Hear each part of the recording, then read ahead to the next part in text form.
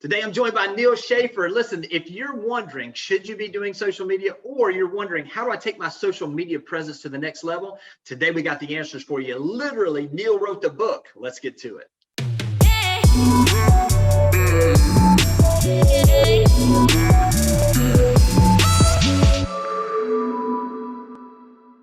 All right, today I'm joined by Neal Schaffer. Neal is the author of The Age of Influence. I got to tell you this, Neal. When I first found out about you, someone had posted about your book, The Age of Influence. I'd gotten it and I was just really digging into it with so much good stuff in there. And then I get on this call for the Berkshire Hathaway HomeServices brand with the leadership team there, and I'm looking at the group of people that are on the call, and I'm like, I don't know who this guy is, you know. And then all of a sudden, I mean, I'm literally reading your book, and then Chris Stewart introduces you as the author of The Age of Influence. Like, you got to be kidding me. It's right here. So pretty interesting how the world works on bringing people together. So got to tell you, I'm loving The Age of Influence, all of your books. I mean, how many now have you got as far as books that you've published now?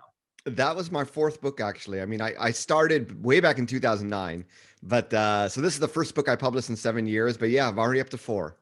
So literally what we're going to talk about today is the age of influence, especially for real estate agents, and kind of what that looks like on the social media side. And literally what's good about this, Neal, is we've got the guy who wrote the book. I mean, literally wrote the book on this subject. So excited to have you here. I got to tell you also, just a quick plug for everybody that's listening here and they're looking for more of after they hear this. I know they're going to get some value from you. Your Maximize Your Social Influence podcast is tremendous. I'm really enjoying, the interviews you have and how you're talking about specific strategies and tools and techniques to use. So if anybody doesn't do that, why don't you do this? If somebody doesn't know you, tell us a little bit about your background, how you got here, and kind of what gets you excited right now. Sure. So my name is Neal Schaffer.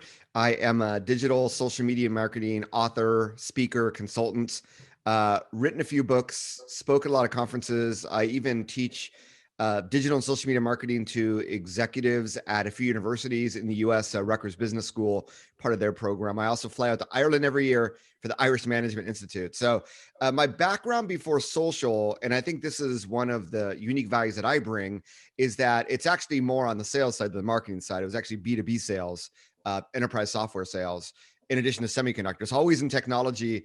And interestingly enough, always in foreign markets, because I launched my career in Asia, where I lived the first 15 years. So that really holistic business experience, working with people from different cultures, understanding the importance of networking and relationships to develop leads and to close sales. That's sort of part of my DNA. So when social media came around, obviously my first love was LinkedIn. And in fact, the first 2 books I wrote were about LinkedIn. So fast forward, I tend to do more in the marketing space, but I still work with sales professionals. We call it social selling. So when, Chris reached out to me, I was really honored, but also, real estate is this unique area where every agent needs to be a salesperson and a marketer. And there aren't that many professions like that. And that's something that's my DNA. I had to do everything when I worked in Asia for the companies I worked for. I had to do sales, but I also had to do marketing because we didn't have dedicated staff. So yeah, it's sort of, I feel like, working together in this industry is sort of the culmination of everything I've done. And part of what we're going to talk about today is how do you serve your community, right? So by serving, it's funny because, an agent may be thinking, well, I only want to do this if I get that. And my whole idea was, I'm just going to continue to network, and I'm going to use my content to network, right? And I'm going to make connections with people. I'm going to share ideas. I'm going to help people. And in doing so, I'm building this huge bank account of karma. I don't know when I'm going to cash it in. I may never need to cash it in. But if I know something and I can share it, it's only going to benefit me. It benefits my branding. It benefits more people knowing about me. And it helps a heck of a lot of people. So, my business is B2B. I don't have these like digital products like all these other, in the real estate industry, you have tons of people that have digital products or digital coaching, what have you. I've always sold to businesses, right? My services, but I've always wanted to provide content and value to people. And that's why I have a podcast. I blog, I've been blogging a lot recently, maybe 2 to 3 times a week on nealschaffer.com. I want to start a YouTube channel, like a legit YouTube channel very soon. And I'm on process of working on my next book, my 5th book, which will be more of like a digital marketing playbook. So that's sort of, my DNA, and hopefully some of you listening, I think the key thing is it's part creating content, it's part being active in social media, and it's part offering value and really building up a greater network. And when you can do that in a local community, I mean, it is compelling, the value proposition when you become the person that people go to. And like today, I had someone from Wix, the website builder. I've never even engaged with them. They just reached out to me on Twitter, sent me a direct message. Neal, we'd love to send you something. And it wasn't a fake thing. It was actually from them. Yeah. Nobody's trying to get my address or phone number stuff. But when you get out there and you become known and you offer value, just things come your way. And, Jimmy, I'll be honest, I've never had to prospect for business. I've been doing this. I launched my company January 2010. Now it's 11 years. Never once did I have to call and ask for it's come my way from inbound. And that's really what I hope happens for the agents that are listening to follow the advice that we're going to go through. See, and this is perfect, Neal, from that standpoint. I've always said that leaders or top producers in our business, I think it's in any industry, really, the top producers attract business, and those that are starting out, they chase business. And what social marketing really does, and social media marketing does, it gives us the ability really to share some of who we are. It almost acts like a natural filter for the people that I'm supposed to do business with and the people that I'm not supposed to do business with. It kind of saves some of those headaches. Let's talk about The Age of Influence, the book in particular, and what the thought process was, because as I really dove into it, it really spoke to me on some of the things that you just begun to talk about, but how to apply that and the mindset that you need to have going into starting and building that influence. Yeah. So, I wrote this book because I do a lot of speaking and teaching, work with clients. And I felt that over the last few years, just the topic of influencers and influencer marketing was one of the most misunderstood topics, misunderstood concepts, but also extremely powerful. So, the book was mainly written for businesses that want to tap into leveraging influencers, right? But from the flip side, if you reverse engineer it and you want to build more influence, there's obviously some steps you can take to do that. And really what we're talking about, building influence, we're talking about social media, right? It's the number one thing that we do online, and it is the prime place where we can build that influence and get to be known by people that don't know us, and from that build business. And I think, it really starts, if we take a step back, with who are you, right? What is your branding? There may be 10 agents in your community. There might be 100 agents if you live in a city like Irvine, California, or 1,000 maybe. What differentiates you? What makes you memorable? Why would someone want to become your friend? Why would someone want to follow you on social media? So, personal branding, I know we've been talking a lot about personal branding recently in our internal calls, but really from my definition, it is, what differentiates you? What are your strengths? What sort of emotional attachment can you build? And I think that begins with really tapping into, who are you? It taps into your passions, your experience. And, Jimmy, just as you were saying, you alluded to it, and I was going to jump in and say, your tribe, your vibe attracts your tribe. At the end of the day, you're not going to be doing business with everybody. You don't need to do business with everyone to be successful. But if you can do business with the people that dig the stuff that you dig, there's a natural alignment. People are naturally going to reach out to you and want to do business with you. So that starts with, what are those unique things about you that you can share on a daily basis, so that it's not work.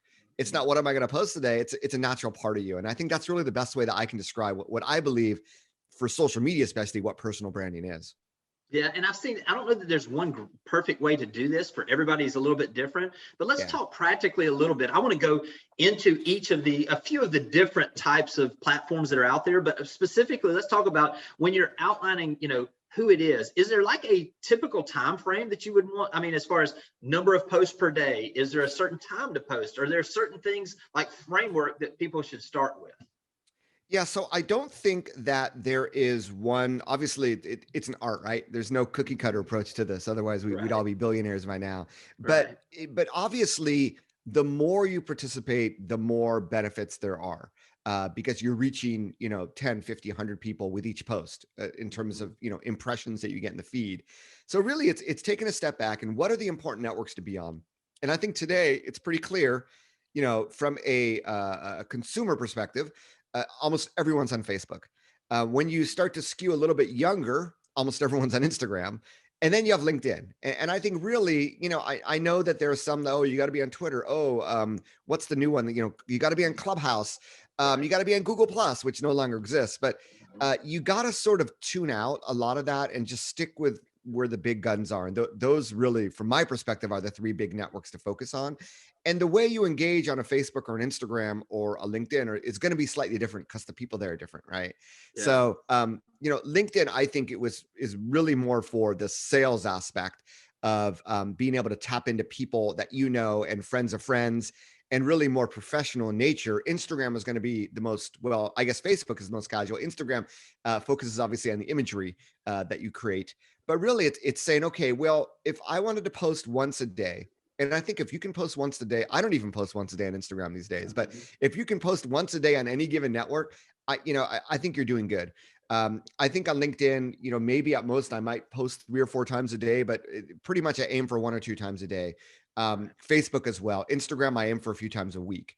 So, you don't really need to go overboard on this. What it really comes down to is every day, what am I going to talk about? And this is where the personal branding meets the content strategy. And this is something I'm excited to get into in our own internal talks as well. We have yet to get to.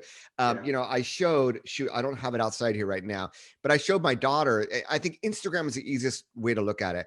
I showed my daughter, who's 15, and she's really in Instagram. She's almost like my private Instagram consultant. This grid, right? It's a 9 grid. So when people go to your Instagram profile, they'll see like the first 6 to 9 photos.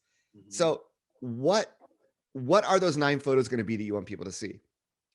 And if every single photo is a for sale sign, I don't think you're going to get a lot of followers, right?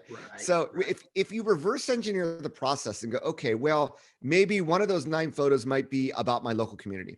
Maybe one of them might be about, I love eating out. Our family loves to eat out. Maybe one will be about like showcasing a local restaurant. Maybe another will just be information about the latest trends in home sales or real estate prices, right? Maybe one will be an open house, and it's okay to mix these things in, right? But when you think about it that way, you begin to create content buckets, right? These categories of content that you pull from. Then it's like when you're outside and you're eating, it's like, oh my gosh, I have pictures of food from, the last 20 restaurants I got to. You now have 20 days of posts there, right? And if you only post restaurants 1 every 9 days, you now have enough posts for half a year in that category. And that's the way you think about it. And that's how you sort of batch create content. You pull from your content. It's just a very, very rational way to think about things. And I think Instagram is the most complex. With Facebook and LinkedIn, I think it's a lot easier. With LinkedIn, I think, it's going to be a combination of personal as well as more that news side. So you're going to tweak that a little bit, that ratio. And Facebook, the same way. I think it's going to be more conversational. You don't need photos to strike up a conversation. So from a content creation perspective, where people go wrong is they just start promoting, right? They either start promoting or they start just posting random things. And the promotion side is really dangerous because then you lose followers, you lose engagement. And whenever you publish something that you really want people to see, they don't see it because of the way the algorithms work. And on the other end, if you're just posting randomly, the people you attract are random as well, right? And therefore, you're not getting the best ROI from your time. So it's really, publishing with purpose, mixing the personal with the business, looking at those different categories, deciding your categories that are aligned with your personal brand, and really going from there. And really, once you set it, I actually do a quarterly review. So I was busy this New Year's doing my quarterly review. How did my content perform? How did these categories perform against each other? And that's where it starts to get more intermediate advanced. It's like, people don't really care about when I talk about my surfing, but they really love when I talk about the restaurants. Maybe I should do 2 out of 9 squares be about restaurants, and maybe the surfing I don't really talk about as much because it doesn't really generate engagement. But that's really what you're going for, right? You're serving people through content. It's a mix of personal branding. There is some promotion in there, obviously, and at the end of the day, you're going to use data. But if you do this the right way, part of building influence is your own branding, your own content. The other side is actually engaging with others. And that's something we haven't talked about yet. But really, I think you need to get out there. And, if it was my wish for everybody listening to this podcast, is that you would be active on social media.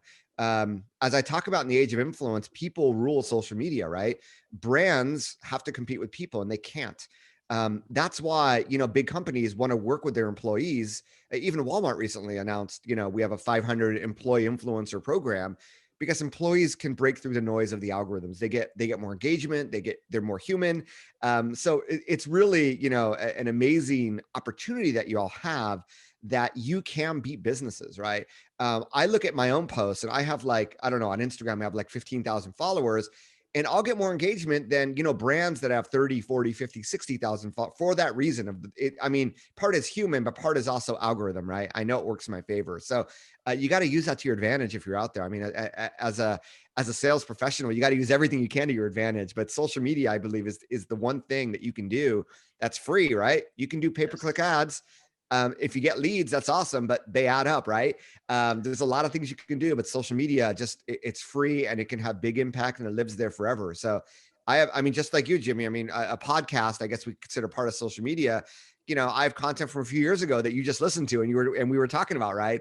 And, Right. and that's sort of the way all this works. What's cool too, Neal, I think sometimes people get so caught up in the numbers, and in reality, I'm almost finally, I think maybe it's maturity and maybe it's just a little bit better. I would rather have 100 super engaged people that are, exactly the people I want to work with than 10,000 that are just random. And I think some people get so caught up in that they worry about the numbers and they look and they compare themselves to other people, when in reality, some of the most effective people I have a small following, I guess you could say, but it's very, very targeted, very niche on who they've got there. And it really works out for them. You mentioned one thing I want to Amen. double back on, is you mentioned about, having a content strategy, having a content calendar. I think this is one of the biggest mistakes most people make, is that they just they don't have any. It's just like, oh, well, I need to post, and they go post, rather than having some type of a strategy laid out where they're testing things or they're trying things. Talk to me a little bit about kind of that. I mean, you mentioned kind of the 9 or having, once every 9. I've done this specifically too. Can you speak to that a little more about the content calendar and the value of being purposeful in that? Yeah, I mean, so once you figure out your personal brand, that's where you start to figure out these content buckets. Now, there's also going to be content buckets related to your profession. So, maybe part of it is going to be open houses. Maybe that's going to be the prime way that you promote what you do. Right. Maybe you also recruit other, agents. So maybe that's another one, right? Maybe another one is going to be, community networking. You're involved in a lot of community events, so you want to showcase that. So, at the end of the day, it's going to be part personal, part professional. But if you can create these categories and then define for each of these social networks how often you're going to post which category, that's what I talk about, where, and you said it as well, of like publishing intention, because at the beginning you architected this. So every one of these, right, either indirectly or directly should impact your business, right? The indirectly, the personal things are going to attract people and they may not know who you are, but after a while it's like, what the heck does Neal do? Oh, Neal's a realtor, right? Mm-hmm. And then you never know when they have a need or they have a friend that have a need and they don't know who to recommend. And it's like, hey, I follow this guy on Instagram called Neal. It seems like a nice guy. You should give him a call. Right. That's sort of the way this works. So, it's really figuring out those unique categories and then really sticking to a publishing schedule and, taking advantage of the tools and the automation of scheduling things well in advance. I mean, I have probably right now, I must have like 25 blog posts that are already scheduled to publish for the next 3 months, right? Now that might be a little bit of extreme, but some of this stuff you can definitely sort of, batch create and schedule for the future. And I think, you don't need to be caught up so much on the data. I do this for a living. So for me, I take it a little bit more seriously, but every once in a while, when you see a post that does really well, when you get lots of likes and comments and engagement, that's when the light bulb should go off and say, maybe I should do more of this. Or when you see other posts are like crickets, maybe I should do less of this. And you could be a lot more structured. And, I'm really big into processes. I have a daily, weekly, monthly, quarterly process for all of my social media. You don't need to go that far, but really it's every once in a while checking that out and tweaking as you go. And Jimmy, I agree. People are so caught up in the numbers. To me, the most important numbers are how many people did I engage with, right? How many people actually reached out to me? How many phone calls did I get? How many messages did I get? How many leads did I get, right? And you could have 100 or 10,000 followers, and the one with 100 may actually generate more leads. So I think that's really where you need to look at it. It's definitely not about the numbers. And in fact, the bigger your following gets over time, the less average engagement you get from each one of those followers. It's just how social media works. So, start small, start strong. And from there, I think you're going to be able to build out an amazing community with a very, very strong core. And the strong core, we call those super fans, because whenever you post, if someone engages with it, then the algorithms see that, they go, okay, we're going to expose your content to more and more people. So those are going to be your biggest fans. And you want to create really, really strong ties with them. Now let's flip that around a little bit, because that's a very good point. I mean, obviously you can put all the good content out that you want. It's going to take time. One of the ways that I've seen that a lot of people will speed this up, and it's personally worked for me, is that, you mentioned it earlier, engaging with others. What are some creative ways to get out there and engage different parts of the community, other people, in a way that really kind of draws them back to be a part of your community? Yeah, Jimmy, it's really funny. I think the people that genuinely go onto other people's posts and write a genuine comment is very, very few. Mm-hmm. I think people underestimate how easy it is to be seen in their community through engaging with others in social media. So whether it's, going to, restaurants or parks or stores where people have checked in and tagged a photo, and, engaging with those people, whether it's doing a search for a hashtag, finding people in your community, um, it's genuinely going out there, and you can't automate this. I know there's a lot of, bots and stuff. I highly recommend you don't use those, because all the social networks are watching you. But it's genuinely going out there and creating relationships. It's a networking meeting, right? It's like the first time there, you're going out, you're meeting people. You're not going to say, hey, I'm an agent, and you're just going to go out just as a person and genuinely engage with their content. And I think if you were to do that, and there's Gary Vaynerchuk, there's all these systems out there, pick a number, but spend 5 minutes a day, 10 minutes a day to write 5 or 10 or 15 comments, genuine comments on on posts from people in your community. I think that's really going to go a long way. It's obviously going to build a bigger community, but that's sort of how all of this works, right? Is through that engagement, especially if you're new to a community, you're new to social media. That's a part that I think a lot of people don't talk about, that you really need to talk about. But I talk about the branding first, the content second, the engagement third, because what happens is when you engage with someone, they're going to go back to your profile.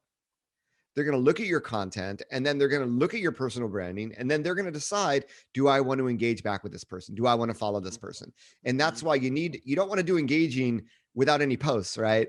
I get all these DMs from like, hey, I represent, company looking for influencers, and these people have 0 followers, 0 posts. So they have no credibility. So you want to build the credibility first. And then, after that, I think you're going to be a lot more successful when you engage with others. So, there's probably a way of creating a database of people in your community, right? But, every day, maybe focus on people that post with a different local hashtag, or that went to a different local restaurant. I mean, there are techniques you can use, but yeah, it's all part of, now we get back into my quarterly, monthly, weekly, daily processes. It's all part of a daily process, right? Of saying, today I'm going to post once, and I'm going to genuinely engage with like 5 people in my community, 10 people in my community. And it's really sticking to that. And over time, man, after a month, I mean, you've engaged with 300 people, and that's huge, right? And that's something that, and guess what? When you engage, other people might see that engagement as well, right? I get followers sometimes after I do comments on other people's posts. So that's how this all works. And it's really just like the real estate business itself. It's a marathon. It's not a sprint. Same with social media. And it just builds up over time, this really positive tumbleweed effect. Yeah, and I tell you, just from some of the things that we've seen that have been worked very well for realtors. I mean, there are a lot of these Facebook groups that are all things, whatever your city's name is, or the city's name, and it's got a Facebook either group, or it's got a Facebook just people that have liked the page, and it's got all these people asking questions about the area. Just simply going in there and genuinely answering the questions with something of value. Don't even ask for anything. The value of you becoming known as the resource is tremendous. And these are things where it's going to take some time. Don't go into this. I mean, you've got to come from a place where you genuinely want to help people. When you come from that place, because you can't fake that. And when you do that, all of a sudden you'll begin to see those direct messages, those DMs coming in with additional questions to you. You'll begin to see that engagement. And then all of a sudden someone's going to ask, well, who should I talk to about real estate? And 20 people that were on there that have seen you adding value to that group are going to name you as the person to call almost immediately. So I think just engagement from a standpoint of getting out there and being that, reaching out to people, congratulating people when you see things, being genuine, it just continues to grow. I want to circle back also, because you mentioned this about, the calendar of events and some specific things for realtors that we've seen that have been of value is that mix. Yes, you need to, use live as much as you can for virtual open houses. The engagement goes to the roof. Make sure that you're posting about things that are going on in the community. Share a business that you like. My favorite place to go for coffee is. All of these things are going to be things as you're hashtagging them that are going to draw people, and you're sharing, and you're basically tagging them in this. It's going to cross-pollinate those things. What are some other ways that you can utilize tagging other people or businesses or things that maybe can help you kind of build that credibility where you're sharing good stuff about other people, but it comes back in a way to your own community? Yeah, I first wanted to comment. Thank you for bringing up the Facebook groups, and I wanted to go above and beyond that and say you should all be on Nextdoor. Now I don't know Very good. how popular it is in your community. I know where I live. It's almost more reputable than a Facebook group because some of these Facebook groups are pretty spammy, right? Right. But Nextdoor, I mean, you have to be part of a community in order to get on it. But once you're on it, there are opportunities every day, and there are people literally. Is there a good agent you can recommend, or people with real estate problems? Like, hey, I just started a lease, but then my neighbor started a lease a week later and they got a discount. Can I go back and negotiate? I mean, there are business opportunities. I mean, above and beyond just, being yourself and sharing, there are opportunities there. So I highly recommend. In fact, I'd even say today that might be the most important place you should be.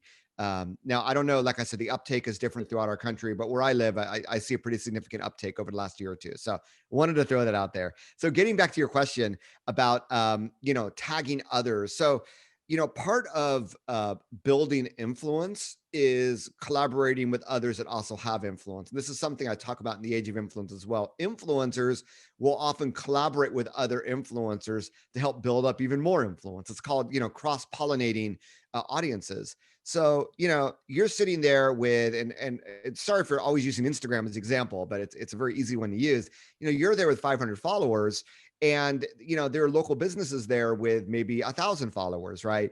By you tagging them, including them in conversation, there is the chance, if your photo is good enough, that they may want to reshare that from their profile, for instance. And now you're engaging, virtually with 1,000 people when your content shows up on their profile. This one easy way of thinking about it, but it can get a lot more sophisticated. Like, hey, I'm going to do a promote local business Friday series, and I'd love to promote you. You're giving value to your community, but you're also creating a relationship with that business owner, where it's like, hey, so many people have come because they saw your post. The next time you do a real open house, because we're going to be doing those soon, hopefully, I'm going to send over, some food for people, or, there are ways that you can find to collaborate and work together as business owners. And I think, when I think of sphere of influence, I know a lot of people think of like their past customers and their friends and stuff. I think of these other community members and business owners that you can collaborate with. And I know some people at Berkshire Hathaway have been very successful doing this, whether it's co-creating content or just tagging or just promoting. But the more you bring these other entities into your conversation, the more that engagement, it's cross-pollinating of audiences, but it's also building a relationship, and that relationship can pay dividends for you. So I'd be very strategic. Maybe once a week, I'd want to have some category where I can tap into, whether it is a local business, maybe it's part of my own, when someone buys a house from me, there's always, a plumber I recommend, a landscape designer, an interior designer. Maybe it's those people. Find the people that are on social media. And if they're not on social media, look who else is on social media. Maybe you find new people that you can partner with as well. But it's really tapping into other influencers in your community, right? And that is influencer marketing right there. You're now doing what a business would do, but in your community, it's not about having 100,000 followers. 1,000 followers may be huge, but it's really, figuring out how can we work together? How can you collaborate with them? And I would promote them first and say, hey, really enjoy your contribution to the community. Always love shopping at your store. Hope you enjoy this post. I collaborate with a lot of local businesses. Let me know if you'd ever like to work together on a project or something. And that's really where the magic begins to happen. So Neal, let's kind of just wrap this up with, as we're heading now, as we're recording this first of the year, where do you see the opportunities this next year? Where should people really be focused? Is there a specific type of platform, or a specific type of post, or a specific type of community they should be trying to build? Where would you, if somebody's just starting and they know that they need to do this and they want to take it to the next level, where would you suggest they start going into this next year? Yeah. So, it's funny because everybody thinks because we have this artificial calendar start to the year that everything changes every year, right? And it's Right. really a continuation of the same, of all these concepts that I've talked about. I do believe that, I think we brought up the main components. You have Instagram, you have Facebook groups, you have Facebook, you have LinkedIn, and you have Nextdoor. So, pick one. You don't have to do them all, but pick one and start to spend time there would be the key thing. I do think that there's still a lot of room in content. I think that just in general, I see platforms like LinkedIn and Instagram where you can still get pretty good visibility for your content because not everybody creates content on a daily basis. So I still think there's opportunity there. Obviously, photos, videos, lives, the more interactive and the more visual your content, the more engagement you're going to get, right? So, I don't think there's anything new, but I do think that the concept of collaboration, of trying to see how you can tag and include other people, other influencers, other people of your sphere in your content is really the direction that you should be going. And that's where you're going to have the most impact. So sorry, and I'm not going to promise you need to be on this network and it's gonna generate leads for you every day. I just don't think it works like that. But the networks are maturing. I mean, TikTok is the other interesting one that if you're a dancer and you love music and you love to sing, heck, I'd be all over TikTok, right? But if you're not that, I don't think it's ready for prime time in terms of general sharing of content the same way we do on other networks. So I know that for everyone, for every 1,000 people listening, there's going to be one person saying I was really successful on TikTok, but you also got to remember the audience that's listening to it and the demographic. Although there are some older people, it genuinely is a very, very young demographic. And I don't think those people are buying real estate for the next, 5 or 10 years. So I wanted to get that out there in case you were confused because you hear so much about TikTok. Yeah. I've seen social networks come and go. I mean, I remember a few years ago, this one guy talking about Snapchat. Every B2B sales professional has to be on Snapchat. And I'm thinking, what's this guy smoking? Because the audience is young, right? So you got to remember the audience. And as much as the press and the mass media, they talk about Facebook is, they're going to split up, they're going away. Facebook is still where everybody goes, right? Make no mistake about it. So sometimes, you hear stuff in the news, but go back in and look for yourself, post for yourself, see the engagement, right? And that's really the best way to figure out where you should be. Where do you get the most engagement? If you're on all these social networks, if it's crickets on one network and you're doing really well on another, stick with that. So at the end of the day, the answer to that question really is the data. I mean, that's going to lead the way, and you won't know what's going to work best for you until you actually go out there and start to do it. So Just more than do it. anything else, just do it. That's exactly right. Neal, this has been tremendous. I know that people got some value out of this. Listen, in the show notes, I'm going to have links to your book, to your podcast, some of the things. But what's the best way for people to reach out if they want to get a little more information from you or follow some of the things that you're doing, the information you're sharing? Well, really easy. So I have a website, which is nealschaffer.com. I am the real Neal, spelled Neal, not like those imposters out there. And it's SCHAFFER. I have a podcast, Maximize Your Social Influence, and The Age of Influence, my latest book, is available wherever fine books are sold.